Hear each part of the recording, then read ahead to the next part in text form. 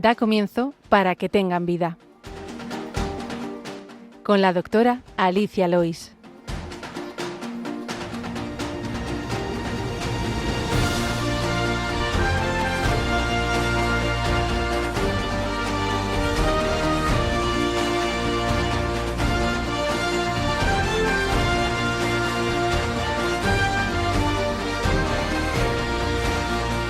Muy buenas, queridos oyentes de Radio María. Bienvenidos al programa Para que tengan vida, dedicado a la medicina. Les habla Alicia Lois, médico de familia. En el control de sonido me acompaña mi padre, José Luis Lois. Y hoy en el micrófono de estos estudios centrales de Radio María estoy acompañada de Lourdes Durango. Buenos días, Lourdes. Buenos días, Alicia. Encantada de estar contigo esta mañana. Igualmente, Lourdes. Lourdes es enfermera de la Clínica Universitaria de Navarra. Ahora nos dirá un poquito con mucho más detalle a qué se dedica aquí en Madrid. Y vamos, como siempre, con el sumario del programa de hoy.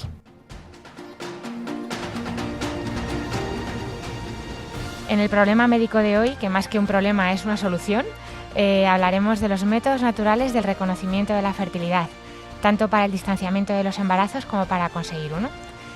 Si nos da tiempo, en la sección de Medicina y Cultura comentaremos en el cuadro de Simonet y Tenía corazón, con la profesora María Alonso. Acabaremos con la oración de los niños, que hoy nos manda Marta. Les recordamos que tienen varias vías para contactar con nosotros. Pueden escribir sus preguntas al correo del programa, que es paraquetenganvida@radiomaria.es, así como escuchar nuestros programas que están colgados en la sección de podcast en la página web de Radio María, también en Spotify, Google Podcast y Apple Podcast. Ahora les invitamos a continuar la sintonía de Radio María y empezamos.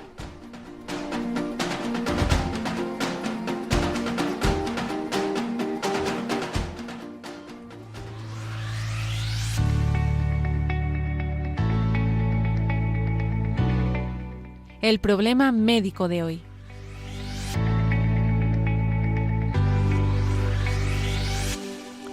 Pues como ya adelantaba en el sumario, el problema médico de hoy sería pues tanto la infertilidad como el deseo de un embarazo o como el deseo de distanciar los embarazos, ¿no? Y para eso hemos traído, me acompaña aquí en el estudio central de Radio María, Lourdes Durango, Lourdes, que es enfermera, como digo, en la Clínica Universidad de Navarra, en Madrid. Y que, si te parece, primero nos cuentas un poquito pues quién eres, a qué te dedicas y esta cosa tan bonita que hacéis en esta clínica de Navarra. Cuéntanos, Lourdes. Pues mira, yo soy Lourdes, como has dicho. Aparte de enfermera, primero de todo soy madre de 8 hijos, 8 preciosos hijos de diferentes edades, desde 27 hasta 12 años. Y profesionalmente pues llevo mucho tiempo dedicándome a este tema del reconocimiento de la fertilidad, aunque inicialmente mi profesión empezó en la UCI, en la Unidad de Cuidados Intensivos del Gregorio Marañón. ¿Por qué soy enfermera? Pues la verdad es que no era una vocación que tuviera desde muy pequeña. Surgió un poco espontáneamente después de escuchar a una enfermera que vino cuando estaba en COU, cuando hacíamos COU. Pues yo hice COU pues por biosanitaria, pero es verdad que me gustaban mucho las matemáticas, la física, la química, los test estos me recomendaban que hiciera ingeniería aeroespacial. Y yo un poco encaminada por eso, ¿no? Pues a lo mejor por dar clase, matemáticas, física. Pero vino una chica, vinieron varias personas, ¿no? A hablarnos de las profesiones, y una de ellas era una enfermera. Y entonces nos presentó así la enfermería. Decía, mira, la verdad es que entre enfermería, medicina, tal, pues parece que tiene más nombre el ser médico, ¿no? En mi familia también, mis padres, ¿por qué no eres médico? Tal. Y decía, mira, un médico estudia 6 años de carrera y acaba y no es médico todavía, ¿no? Luego tienes que hacer la especialidad y demás. Y muchas veces están sin trabajo por entonces. No había, como hay la falta de ahora de médicos, ¿no? Había muchos más médicos. Sin embargo, una enfermera estudia 3 años y tiene trabajo siempre. Y luego, comparando un poco, sin minusvalorar, por supuesto, la profesión de los médicos, que tú eres médico. Sí, tranquila, no necesito enfermedad para nada. Pues nos decía, mira, el médico llega, diagnostica y se va. Pone el tratamiento y se va. La enfermera está 24 horas a pie de cama. ¿no? Es la que está ahí pendiente, la que está atenta de lo que pasa, la que acompaña, la que está pendiente del paciente y que si pasa algo, pues es la que avisa al médico, le da la voz de alarma de que, oye, está pasando esto, ¿no? Y la verdad es que eso me convenció, no sé por qué, pero bueno, hoy, después de todos estos años siendo enfermera, la verdad es que es de las cosas que más me llenan, ¿no? Ese acompañamiento, estar ahí pendiente, al final es como una madre. Y como por eso me quería presentar como madre de 8 hijos, ¿no? Porque es verdad que yo durante muchos años, pues para cuidado de mis hijos, dejé un poco de lado lo que es la enfermería en esa UCI, ¿no? Pero luego seguí ejerciendo de enfermera en mi casa, ¿no? Porque con tanto niño pequeño... Con tanto pues, niño, una guardería casi, vamos. Exacto, entonces, pues al final nunca dejas de ejercer ese acompañamiento, ese cuidado cercano, ¿no? Y después de la UCI, que estuviste en el Hospital Gregorio Marañón, que correcto, me has dicho, bueno, ¿cómo surgió esto de acabar siendo monitora, o como lo llamas así, sí, de métodos del reconocimiento de la fertilidad natural para, pues tanto eso, el distanciamiento de embarazos como para conseguir un embarazo, ¿no? Más fácilmente?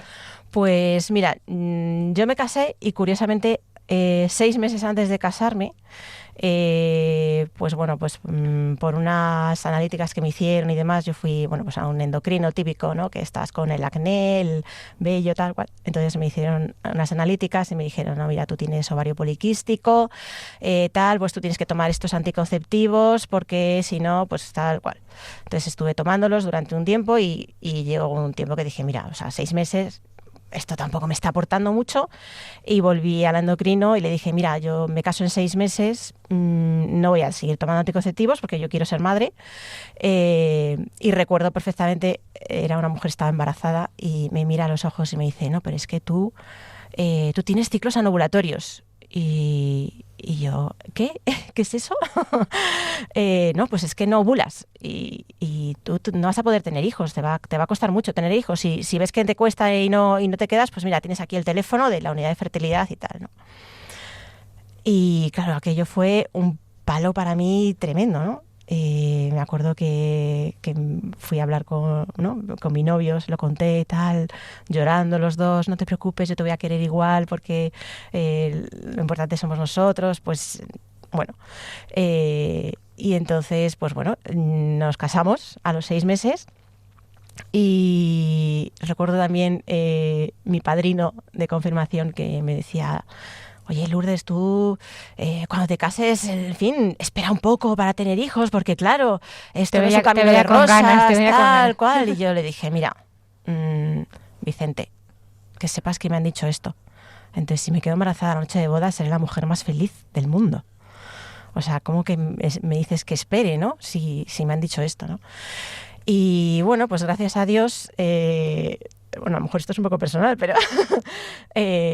yo me casé, tuve una regla y me quedé embarazada, ¿no? Y después han venido 8 hijos. Gracias a Dios se equivocó esa endocrino.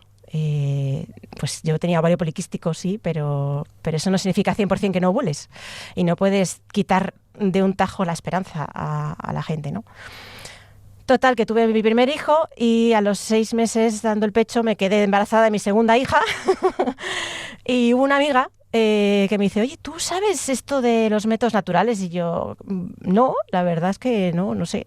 Yo recuerdo que en la carrera nos hablaban, ¿no?, de todos los métodos anticonceptivos, de barrera, bioquímicos, todos los tipos que hay. Y finalmente la clase terminó con un... Y luego están los métodos naturales que no sirven para nada. Efectivamente, eso lo dicen. Eso era todo lo que sabía de los métodos naturales, ¿no? Entonces dice, bueno, pues mira, te voy a dar el teléfono de una matrona que te va a enseñar no sé qué y tal. Entonces, en la lactancia de mi segunda hija, pues fui a aprender con esta matrona, con Isabel Valdés, que bueno, es amiga, súper amiga mía y la quiero un montón por todo el mundo que me abrió, ¿no?, con esto. Y entonces, bueno, pues aprendí como usuaria primero y luego me dijo, oye, tú, Lourdes, que eres enfermera, que eres madre, ¿por qué no te haces monitora? Que esto pues puedes ayudar a mucha gente porque puedes comprenderles mucho más y tal. Y me hice monitora. Y eso fue en el año 2000. y desde entonces pues empecé en enero de 2001, lo que antes era la Clínica Universidad de Navarra, que antes se llamaba Clínica Salvia, pues ahí empecé a enseñar a parejas, sobre todo para distanciar embarazo. Durante muchos años he estado así enseñando a distanciar. Y cuando abrieron la nueva sede de la Clínica Universidad de Navarra en Madrid, porque sabéis que estaba en Pamplona, ¿no? Pues cuando abrió la nueva sede en diciembre de 2017, pues se abrió esta unidad de fertilidad y desde entonces pues estoy aquí ya con un equipo, porque antes estaba un poco sola, pero ahora pues es una suerte trabajar con un súper equipo multidisciplinar para pues poder ayudar a muchas parejas, ¿no? Me decías, al principio más para distanciar, Sí. porque ahora, sobre todo, como también me comentabas en el coche viniendo, pues es sobre todo ahora lo utilizáis más para conseguir embarazos, porque el problema es casi más eso, la dificultad que hay para quedarse, ¿no? Eso es. Y eso es lo que más veis ahora, en la proporción ha dado la vuelta. La proporción ha dado la vuelta. Yo siempre digo que en los 17 primeros años, pues a lo mejor había 3, 5 parejas que querían quedarse embarazados y no lo conseguían. Y ahora la proporción es al revés, también porque tenemos esa unidad de fertilidad que evidentemente estamos más enfocados, aunque también pues acuden parejas para aprender ese reconocimiento para distanciar pues después de una cesárea o en lactancias o tal, y también les acompañamos y les enseñamos. Los métodos naturales, que como dice la Organización Mundial de la Salud, es la planificación familiar natural de la manera siguiente, con técnicas mediante la observación de los signos y síntomas que de manera natural ocurren durante las fases fértiles e infértiles del ciclo menstrual, porque la verdad es que, mira, Dios nos ha hecho muy bien, ¿no? Y no en todo momento tenemos las mismas posibilidades en el ciclo de conseguir un embarazo, tanto para eso, para buscarlo, porque mucha gente se piensa que en cualquier momento uno se puede quedar embarazado. Y no es tan fácil. No es tan fácil. No es tan fácil, no todos los días del ciclo somos fértiles. Y al contrario, ¿no? Pues como no todos los días del ciclo somos fértiles, pues hay momentos del ciclo en los que quizá si no se quiere distanciar un embarazo, pues se puede hacer de forma natural sin tener que recurrir a técnicas farmacológicas o incluso pues quirúrgicas como hacen ahora, ¿no? Y la verdad es que si se hacen bien, la eficacia es muy alta. Eso también lo dice la OMS, o sea, la Organización Mundial de la Salud. Esto, queda implícito en la definición, ¿no? No se utilizan fármacos, no se utilizan procedimientos mecánicos ni quirúrgicos, y claro, se recurre a la abstinencia de las relaciones sexuales durante la fase fértil si se quiere evitar un embarazo, ¿no? Y si quieres cuéntanos tú un poquito, no sé si nos quieres decir algo más de lo que haces en la consulta o nos metemos ya en lo que es el ciclo genital femenino. Nos va a dar tiempo. El ciclo genital femenino, cuéntanos tú un poquito, pues esta belleza, ¿no? De cómo estamos hechos y también cómo nos ayuda a reconocer también patología o enfermedad, esta propia observación del ciclo. La verdad es que es una cosa que a mí me fascina explicar, ¿no? Disfruto muchísimo en la consulta y cuando acabas de explicarles el ciclo menstrual, una cosa tan sencilla que se estudia en el colegio, pero de aquella manera y a veces no con la atención porque no te interesa tanto, ¿no? Y lo que más oigo en la consulta es: ¿y esto por qué no me lo han explicado antes? Porque es de verdad una maravilla, ¿no? A mí me gusta hablar más que de métodos naturales, de reconocimiento natural de la fertilidad, ¿no? Porque es la base de todo. Lo que tienes que hacer es aprender a reconocer tu ciclo, aprender a conocer tu cuerpo. Y eso te abre muchas vías, ¿no? A poder tener la libertad y la responsabilidad de manejar tu propia fertilidad, ¿no? No puedes ser responsable de algo que no conoces. Y si tú conoces las consecuencias, pues de verdad te puedes hacer responsable de esas consecuencias, ¿no? Y asumirlas con libertad. Y esto nos da muchísimas capacidades, ¿no? Yo una cosa que le he estado dando muchas vueltas últimamente, cuando se habla de infertilidad, hay una definición, ¿no? Las organizaciones de ginecología y obstetricia llaman infertilidad a cuando una pareja menor de 35 años lleva un año buscando embarazo sin poner medios para evitarlo y no se queda embarazada, entonces se considera una pareja infértil, y si es de mayor de 35 años, entonces se considera infértil cuando lleva 6 meses. Y tú dices, a ver, esto debería ser al revés. O sea, es más difícil quedarte embarazada cuanto más mayor seas, con lo cual date más tiempo, podrías darte más tiempo, ¿no? Pero realmente pienso que es más bien una recomendación para cuándo debes empezar a cuándo preocuparte. Cuándo derivar y cuándo empezar a Exacto. hacer cosas, ¿no? Más invasivas. Porque realmente a mí me gusta decir que la infertilidad no es una enfermedad. La infertilidad, la mujer es infértil por su propia naturaleza, sin estar enferma antes de tener la primera regla. Y después de la menopausia también es infértil. Y eso no, o sea, por tanto, la infertilidad no es una enfermedad. Y como bien decías tú antes, a lo largo del ciclo tenemos unos días fértiles y un montón de días infértiles. Por tanto, a mí me gusta más decir que la infertilidad, cuando llevas un año sin quedarte embarazada, no es que seas, no es que seas infértil o no, es que a lo mejor hay un problema que te está causando el no quedarte embarazada. Entonces, este reconocimiento de la fertilidad nos dice, como muy bien tú has dicho, a reconocer algunas patologías, ¿no? A nosotros nos gusta decir que es un monitor de salud de la mujer, porque la mujer que está sana ovula de forma natural y es capaz de reconocer cuando ovula. Entonces, si no estás ovulando o otras patologías que pueda haber, que no tienen por qué ser la no ovulación, ¿no? Te impiden o te dificultan el conseguir un embarazo, pues entonces, solucionando esas patologías, podemos resolver ese problema, ¿no? Y muchas veces sin recurrir, ¿no? Sin necesidad de recurrir a otras técnicas de reproducción asistida, pues que hoy en día, por desgracia, a veces solo te ofrecen estas técnicas, ¿no? De fecundación in vitro, de ICSI y demás. Entonces, bueno, pues es mucho más bonito poder acompañar a resolver, porque al final, si hay un problema de salud, lo que hay que hacer es quitar ese problema de salud y solucionarlo, porque no solamente le puede estar afectando la infertilidad, sino a otra serie de cosas, ¿no? Pues nos podemos encontrar con hipotiroidismos, con problemas de endometriosis, de muchísimas patologías que afectan a la infertilidad, pero también afectan a la salud de la mujer, ¿no? Claro. Vosotros sois un equipo, ¿y cómo te llegan a ti estos pacientes? O sea, ¿qué hace la gente para pasar para atrás del ginecólogo? Me comentabas que ya no tenéis psicólogos, que ya te gustaría que haces tú también un poco de psicóloga. Sí.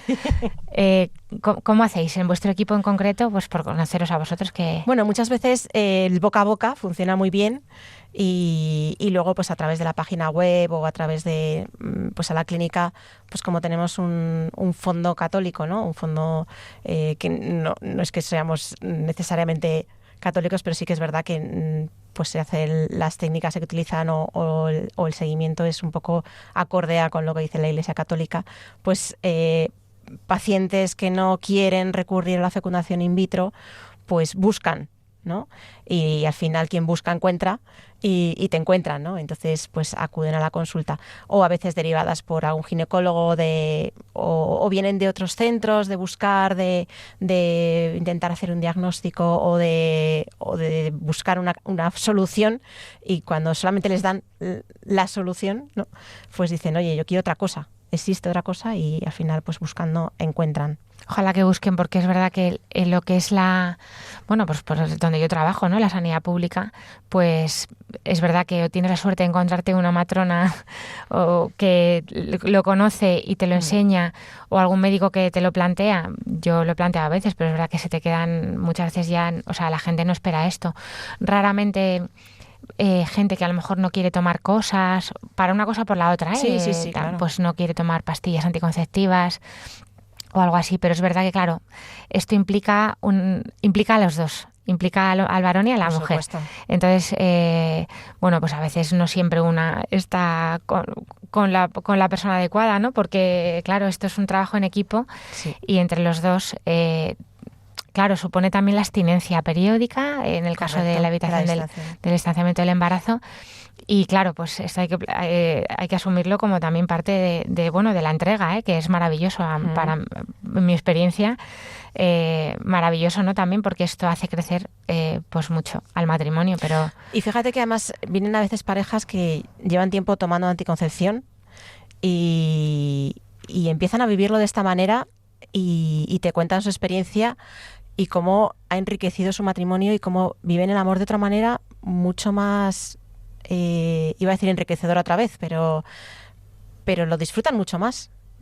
Cuando tienes la libertad, por así decirlo, de tener relaciones cuando quieras y demás, pues al final puedes acabar cansándote, ¿no? Esto es como, te gustan mucho las galletas de chocolate y si tomas todos los días galletas de chocolate, pues al final las galletas de chocolate te dejan de saber ricas, ¿no? Y sin embargo tienes que hacer una dieta y durante un tiempo estás sin tomar galletas de chocolate, pues el día que vuelves a tomarte una galleta de chocolate te sabe a gloria.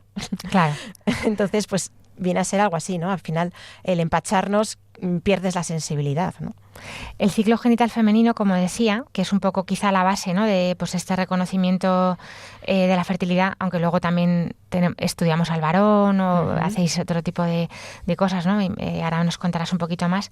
Pero bueno, el ciclo, por resumir un poco, que no vamos a dar aquí una clase magistral de ginecología ni nada de eso, pero es verdad que, bueno, pues tiene como dos fases, ¿no?, digamos, más importantes, ¿no? La fase antes de la ovulación, la preovulatoria, y luego la posovulatoria.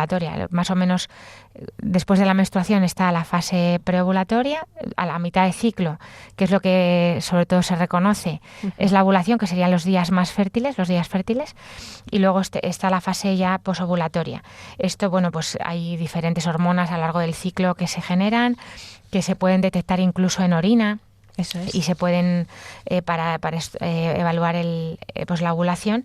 Y luego también estudiáis se puede observar el cuello del útero, la temperatura corporal, y por supuesto el moco cervical, ¿no? Es la secreción cervical. La secreción, el moco queda igual un poco peor. Yo lo he dicho mucho más básico como yo lo aprendí. Sí. Pero la secreción vaginal, que va también cambiando a lo largo del ciclo, y que incluso a veces, es que a mí me ha pasado en consulta, Lourdes, que vienen pues chicas a decirme, es que creo que tengo infección, pues eso es, porque tengo el moco muy líquido, pero te pica, te huele, no, es como transparente, como clara de huevo. Sí, pues no tienes infección, estás fértil. Eso que eres una mujer sana. Estás bien hecha, ¿no? Les digo yo, sí.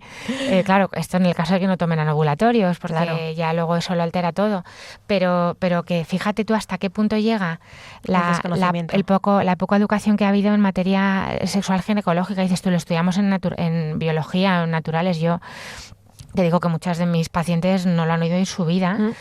Yo se lo cuento, y eso que les han hablado de otras muchas cosas sexuales y juguetitos y cosas raras, y con quién y con todo tipo de parejas que pueden tener, y sin embargo no les han dicho cómo está hecho su cuerpo, ¿no? Sí. Y se lo dices y se quedan, eso, como tú decías, boquiabiertas, porque es alucinante, ¿no? O al revés, pues dar importancia a cosas que son normales. Por ejemplo, en momentos de estrés, que puede haber un ciclo más largo porque no se ha ovulado, y entonces el cuerpo está como esperando, ¿no?, ese momento, y se alargan se retrasa una ovulación, se retrasa la menstruación. Pues vienen a lo mejor preocupadísimas habiendo pasado solo pues durante un ciclo, ¿no? Que también tienes que decir qué ha pasado este tiempo, a lo mejor has estado más estresada, no pasa nada, vamos a esperar un poquito más, observar también, porque efectivamente pasan cosas, el cuerpo reacciona también a cómo estamos. Es que la fertilidad es una función de lujo.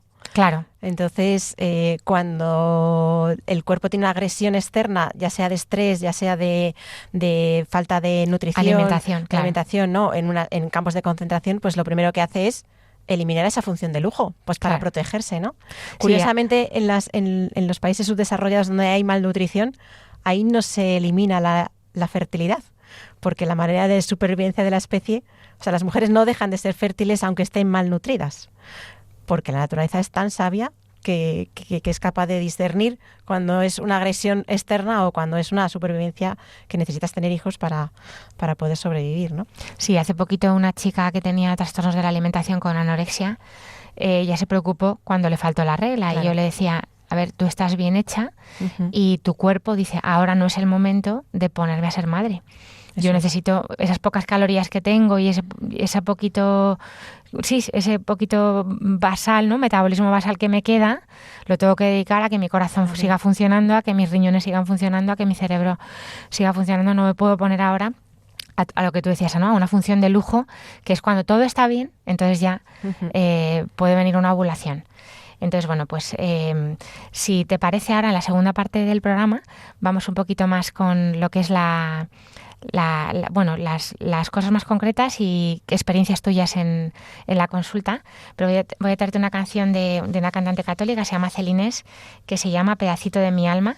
Es verdad que cuando viene un embarazo, pues es verdad que es un regalo del cielo, ¿no? No es lo más importante. Yo siempre digo, pues también los métodos naturales, los métodos, el reconocimiento. Bueno, pues está que nosotros dejamos la mano de Dios también, ¿no? Bueno, por lo menos los que lo vivimos desde la fe, aunque también lo pueden usar gente que no tenga fe, porque mucha gente viene y te dice, yo quiero conocer esto, pues precisamente porque no me quiero tomar químicos o no quiero... Ahora que está tan de moda la ecología, ¿no? Bueno, ya ves, la protección claro. de la naturaleza, al final te estás protegiendo tu propia naturaleza. En tantas cosas, claro, cuando la gente es coherente, también en esto, algunos te lo piden por ser coherentes con todo lo demás, ¿no? Si no quiero tomar cosas químicas o raras, bueno, pues no es que yo soy muy de pro medicamentos, o sea, que los medicamentos que hay que tomarlos, ¿no? Hay que tomarlos. Pero es verdad que en esto también hay gente que lo recurre, bueno, como te decía, introduciéndote la canción, que me voy, bueno, pues aunque es verdad que no es lo más importante un hijo, o sea, lo más importante es el Señor y el matrimonio es lo más importante y fruto de ese amor pueden venir los hijos, pero bueno, es verdad que en esta canción Celines pues habla de pues como de un regalo del cielo, ¿no? De un hijo. Pedacito de mi alma, Celines.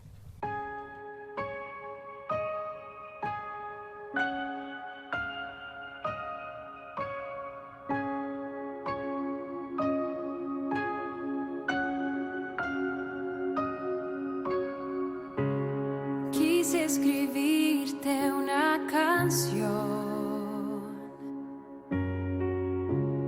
ponerle voz al corazón, para decirte lo que siento desde que te llevo en mi interior. Llegaste tú y todo cambió. El frío invierno ya pasó. Tu vida vino a darme vida en cada latido de tu corazón. Tú eres la luz de mis ojos, el gran amor de mi vida.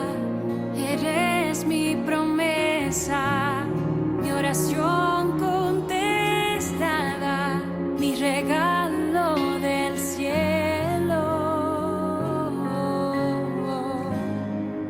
Pedacito de mi alma.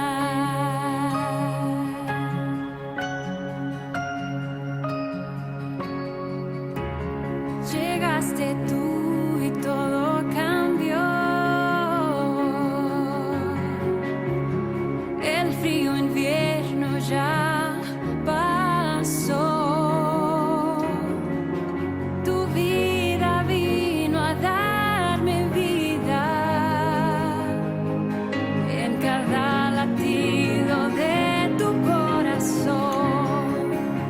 Tú eres la luz de mis ojos, el gran amor de mi vida. Eres mi promesa, mi oración contestada, mi regalo del cielo.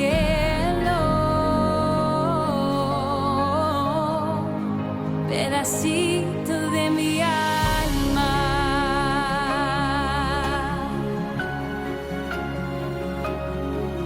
Nunca imaginé que alguna vez llegaría a amar así. Nunca dudes que por ti todo daría. Pido a Dios que te bendiga y te haga muy feliz. Cada día de tu vida, tú eres la luz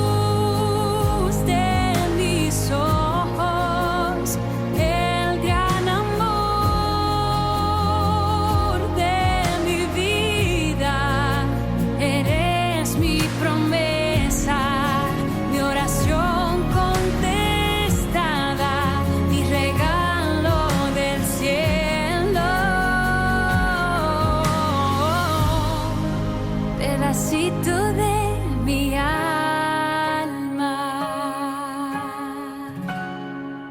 Pedacito de mi alma.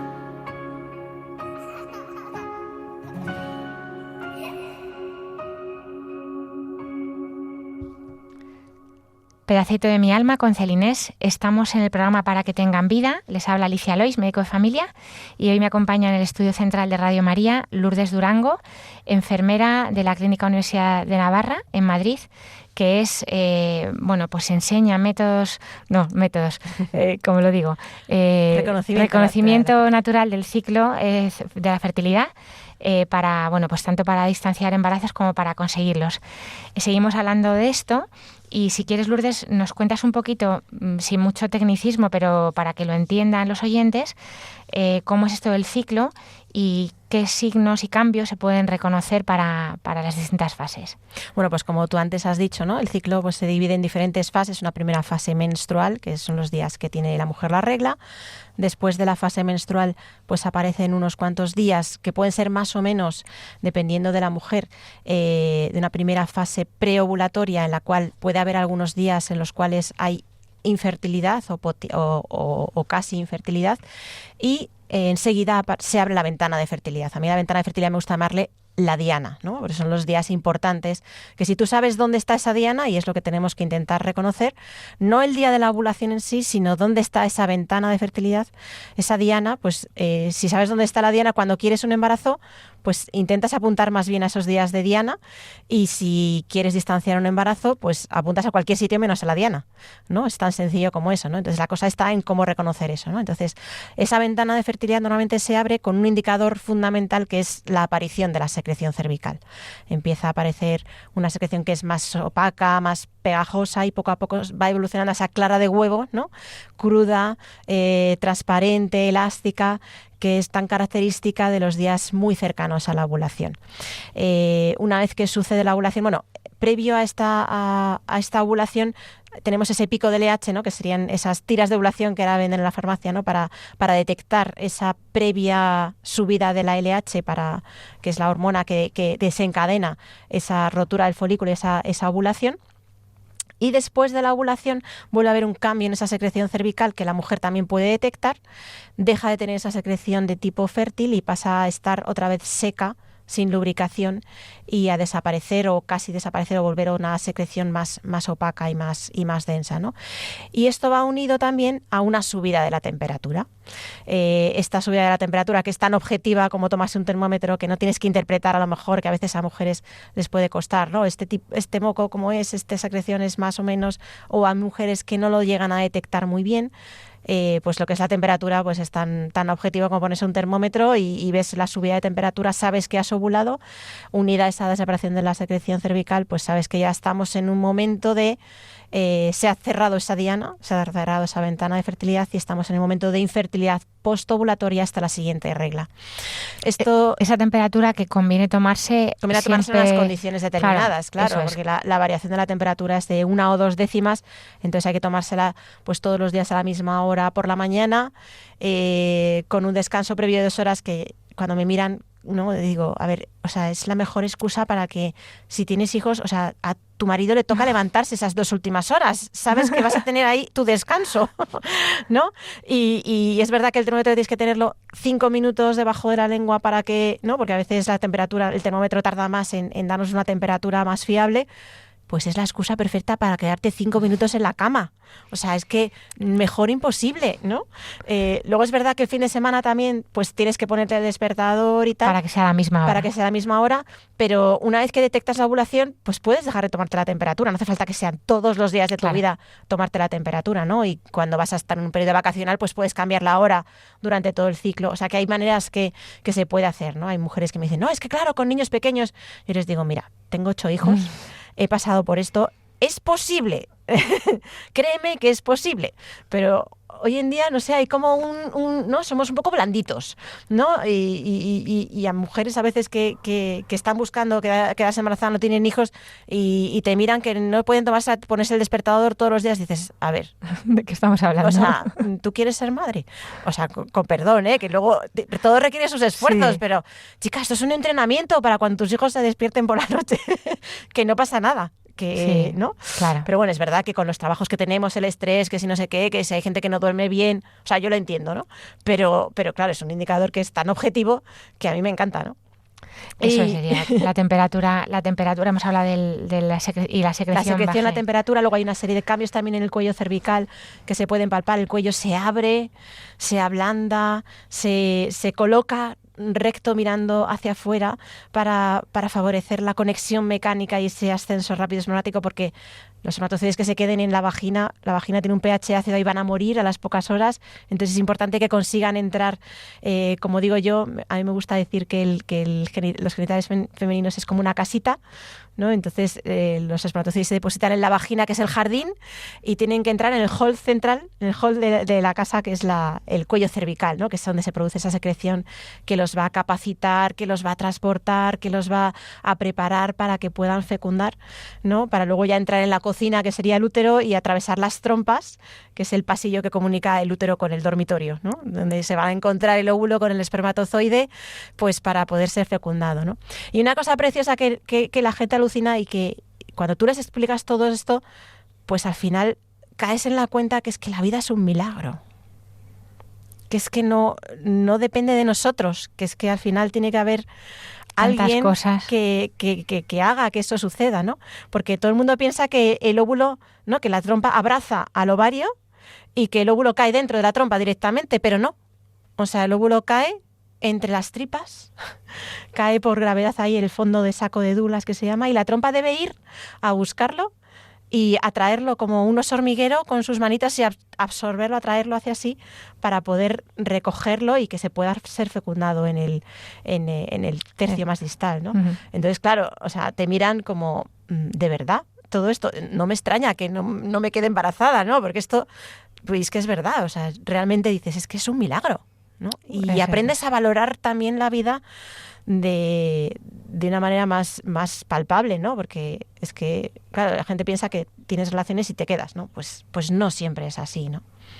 Que la verdad es que es una maravilla, ¿no? Conocer el cuerpo y ver cómo nos ha hecho de bien Dios y que, bueno, pues que es verdad que también hechos de una manera muy bonita para amar. Eso Y es. también como el cuerpo de la mujer incluso se prepara como también incluso los días más fértiles, que está ese moco más fácil para que sea más cómodo la penetración y todo, pues incluso aumenta el deseo sexual hasta la propia mujer, ¿no? Y estos cambios de temperatura que ayudan a reconocer también la ovulación, pues también para luego, pues lo que decíamos, incluso también distanciar. Tomar decisiones, ¿no? Tomar Con decisiones. responsabilidad. Eso es la paternidad responsable. Sí, Abierta a la vida y bueno, pues dejando la última palabra siempre por supuesto. al creador, ¿no? Y claro, con todo esto, pues poder detectar patologías Ujú. que en la consulta pues también se puedan subsanar, ¿no? Algunas se pueden tratar, otras es más difícil, tanto del varón como de la mujer. Correcto, porque esto es una cosa de dos. No es infértil él o ella y aquí no buscamos culpables a veces, ¿no? Cuando encuentras una causa, pues parece que el miembro de la pareja que tiene esa causa pues se siente como más culpable. No, esto es una cosa de dos, ¿no? Entonces se trata de ver un poco, no buscar culpables, sino decir, a ver, ¿qué problemas nos encontramos? Sabiendo, yo les digo muchas veces, esto es una carrera de fondo.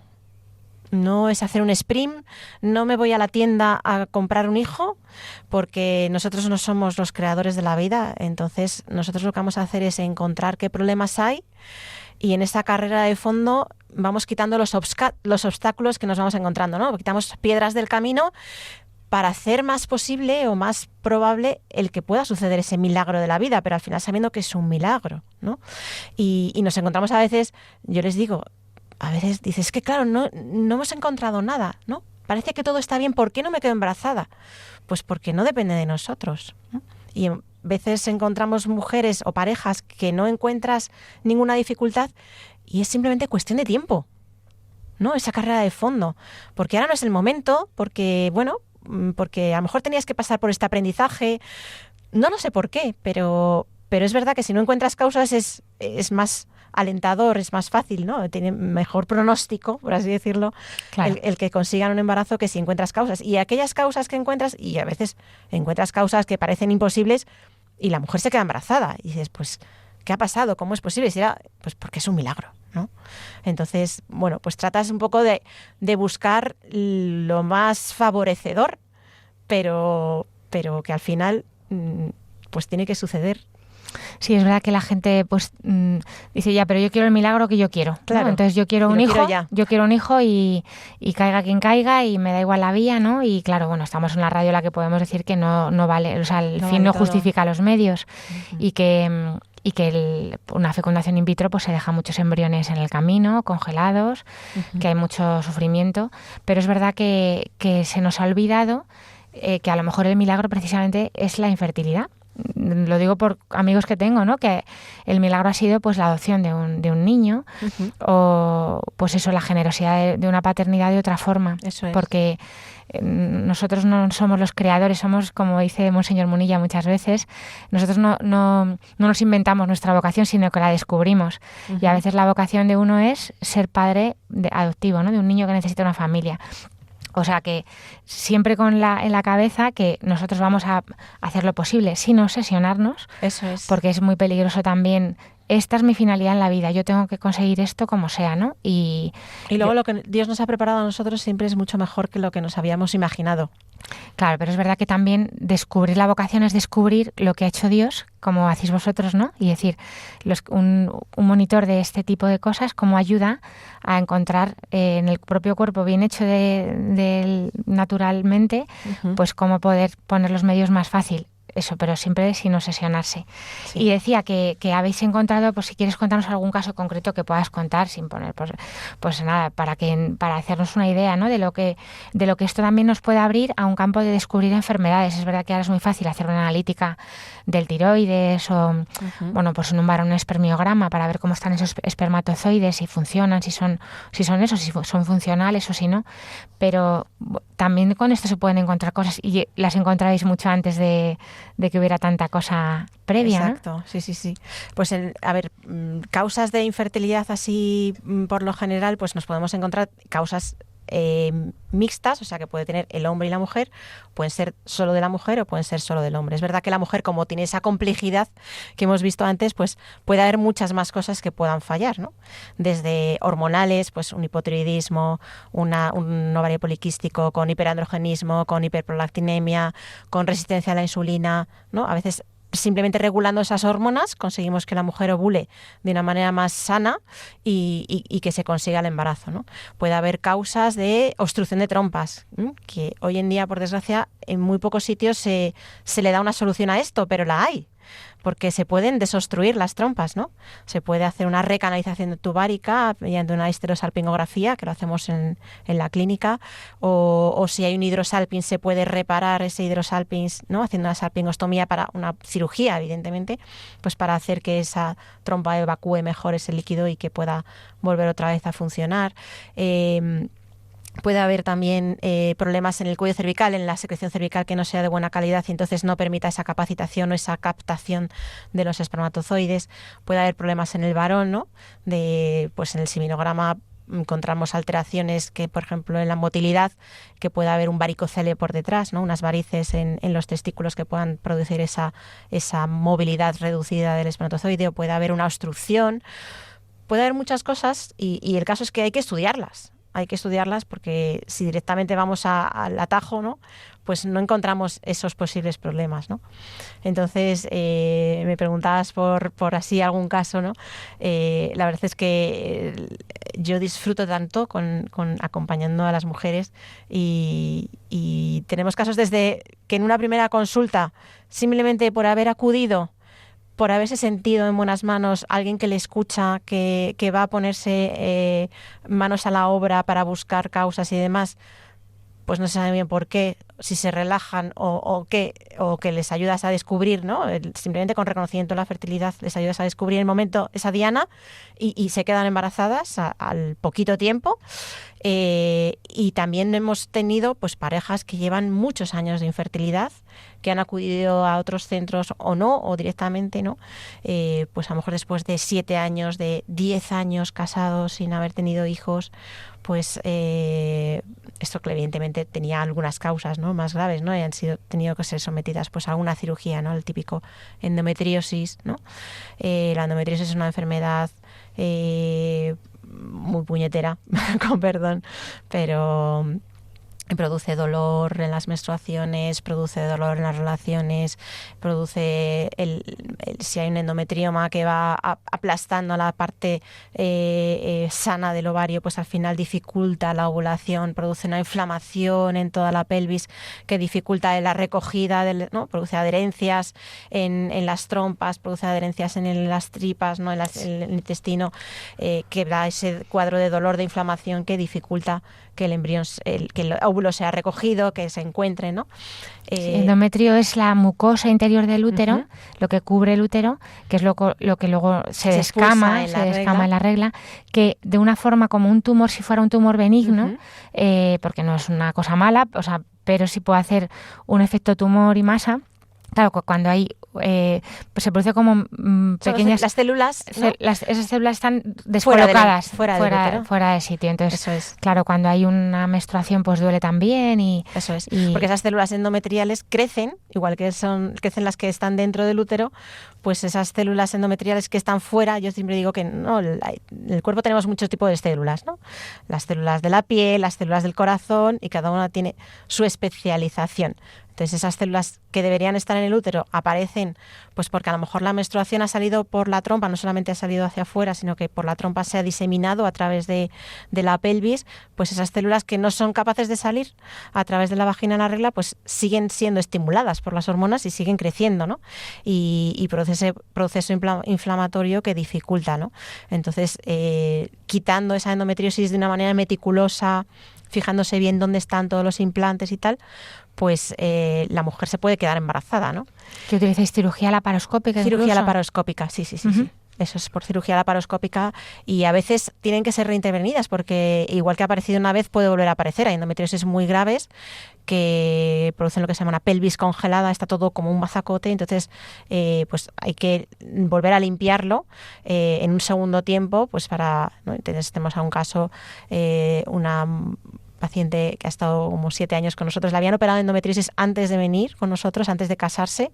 Cuando vino a la consulta le había vuelto a crecer, se la operó de endometriosis, obstrucciones de trompa, bueno, durante 7 años, imagínate cuántas cosas.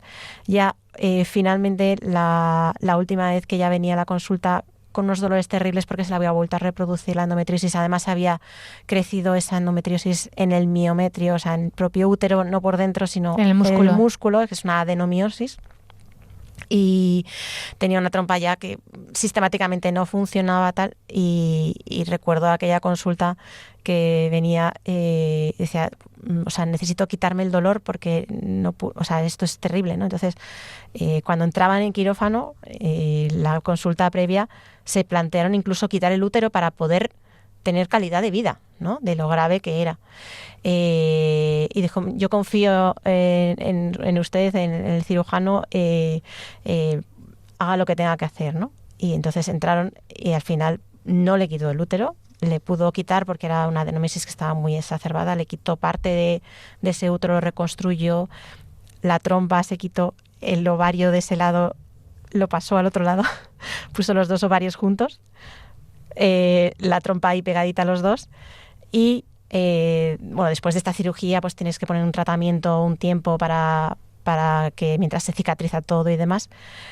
Empezó a hacer reconocimiento de la fertilidad porque empezó a reconocer, ella además no vivía en España, empezó a reconocer su secreción cervical, empezó a hacer la gráfica de sintotérmico con el moco, la temperatura y tal, detectó la ovulación y no volvió a tener la regla porque se quedó embarazada.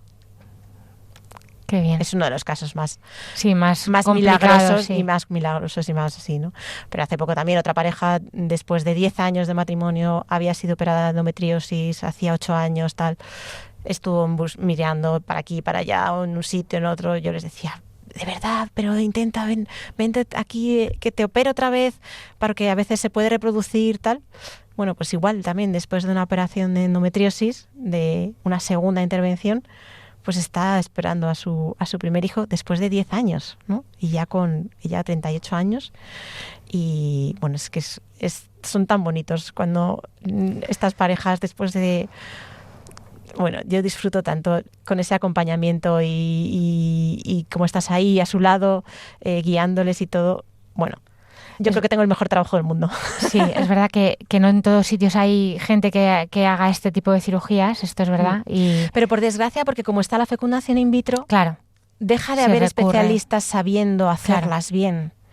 Entonces es muy importante que siga habiendo médicos que se formen en este tipo de cirugías, porque bueno, yo tengo la suerte de estar trabajando con el doctor Ruiz Chiva, que además es oncólogo, entonces está acostumbrado a operar pacientes oncológicas, a quitar todo lo que hay. Entonces, pues una endometriosis, como decías tú, es como una especie de tumor, pues tienes que fijarte muy bien dónde están, pues para poder quitar todos los foquitos y que no vuelva a reproducirse, ¿no?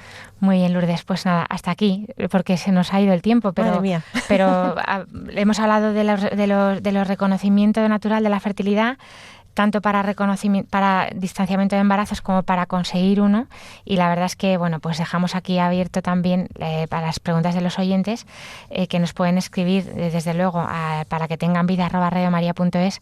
Bueno, pues si tienen alguna duda o algo, pues desde luego Lourdes también nos ayuda a contestar, y desde, bueno, pues sabiendo que hay sitios como la Clínica de Navarra y muchos más que hacen este tipo de aprendizaje, ¿no? Y nos pueden ayudar. Muchas gracias, Lourdes. Gracias a ti, Alicia.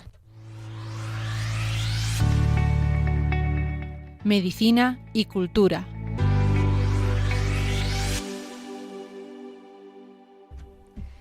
Tenemos en esta sección de Medicina y Cultura de nuevo a María Alonso Aguilera. Muy buenos días, María. Hola, buenos días. ¿Qué tal? Muchas gracias por venir otra vez aquí a Muchas colaborar gracias. con tu rinconcito de arte y medicina.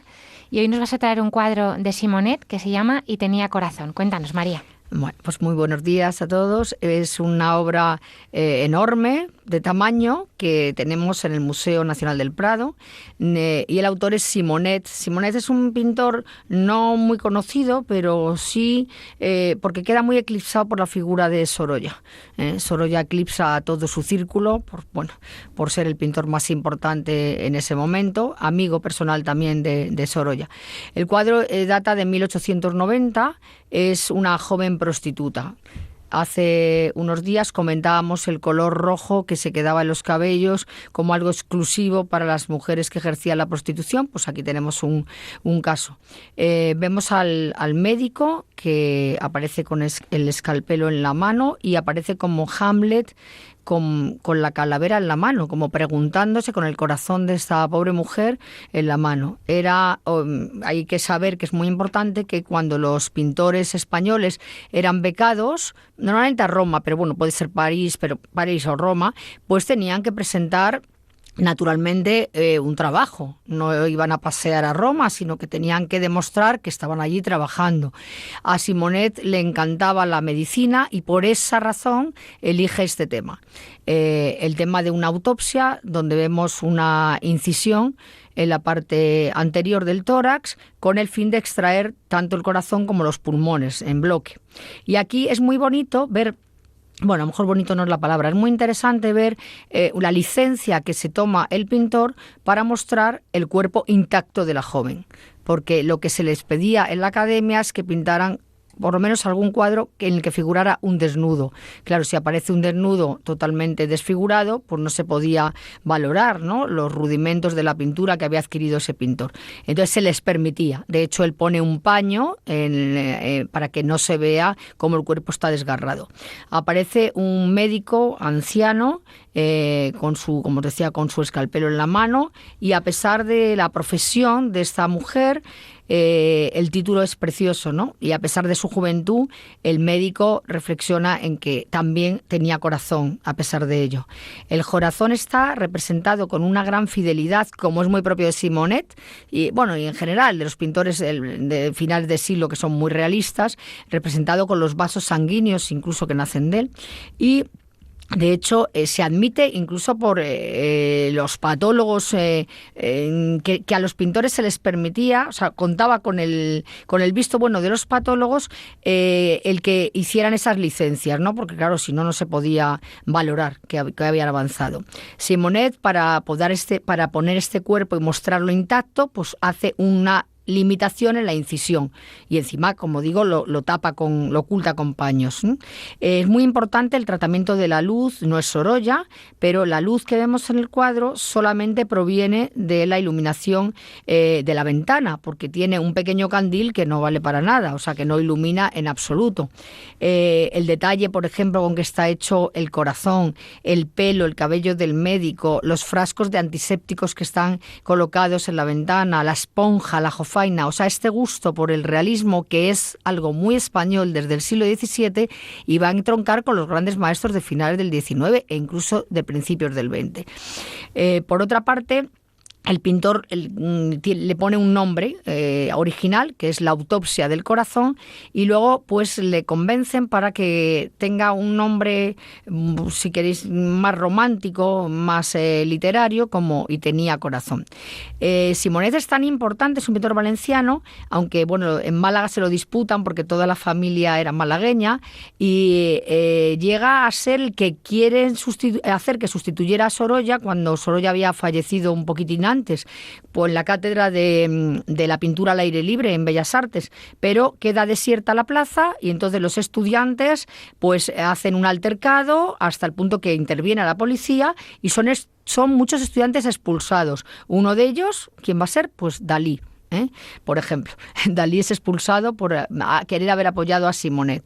Es un pintor, a mí me da pena porque no es muy conocido, pero es un pintor de una gran categoría, sobre todo en los detalles y en la elección de los temas.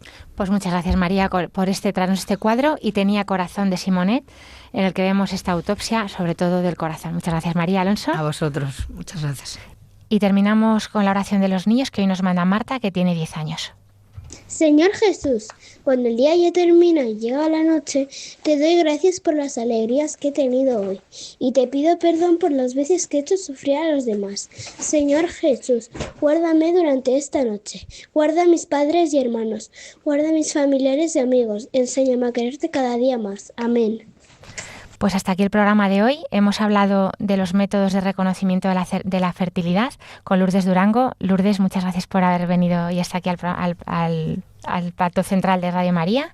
Muchas gracias a ti, Alicia. Que es enfermera en la Clínica Universidad de Navarra en Madrid. Y nos despedimos, no sin antes decirles que nos pueden encontrar en la página web de Radio María. Ahí tienen los podcasts, este y los anteriores, también en Spotify, Google Podcast y Apple Podcast. Le agradezco a José Luis, que en el control de sonido me ha vuelto a ayudar como siempre, a todo el equipo de Radio María y por supuesto a los oyentes, sin los cuales no sería posible el programa. Nos volveremos a encontrar, si Dios quiere, en 2 semanas, el lunes a las 12:30, 11:30 en Canarias. Muy buenos días y que Dios les bendiga.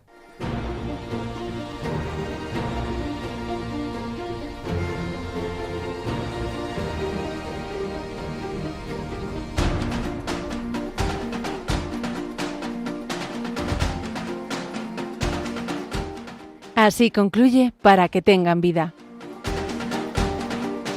con la doctora Alicia Lois.